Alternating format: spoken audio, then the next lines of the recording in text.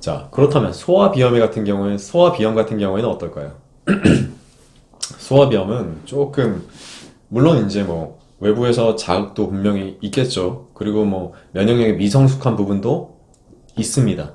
그러니까 뭐 외부의 자극과 면역력도 분명히 문제가 되긴 하지만 사실은 가장 큰 부분은 뭐냐면 유전적인 부분, 그리고 체질적인 부분이라고 얘기할 수 있습니다. 실제로 이제 내원에서 이제 저희 한의원으로 치료를 오시는 이제 부모님들, 애들 데리고 오죠.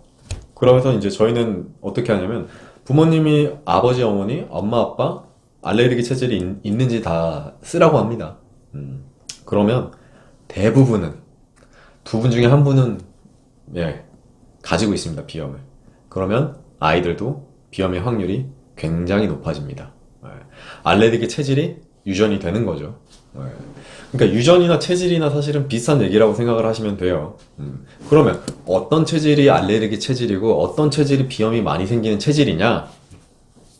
자, 기본적으로 염증이 잘 생긴다는 거는 어떤 열이 많은 상황에서 염증이 더 잘 생길 수밖에 없습니다.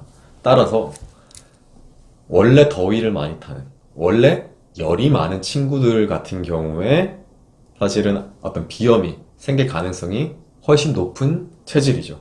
네. 그래서 대부분 이런 친구들, 더위를 굉장히 많이 타고 찬물 많이 찾고 땀 많이 흘리고 열 때문에 항상 코가 건조해서 코 막히고 이런 친구들이 사실은 비염 체질일 가능성이 굉장히 높습니다. 이런 아이들은 이제 체질적인 부분인 것 때문에 당연히 면역력을 올려줘야 되는 부분도 있지만 이런 체질적인 부분을 개선시켜 줘야지만 사실은 비염을 초기에 치료할 수가 있습니다. 아이들 같은 경우에는 이래요. 그러니까 기본적으로 원래 아이들은 비염이 어릴 적에 한 번쯤은 지나가는 경우가 많습니다. 뭐 부모님이 알레르기가 아니더라도 왜 그러냐면 당연히 면역력이 아직 완성되지 않았기 때문에 비염, 아토피, 천식이 한 번씩은 지나갑니다.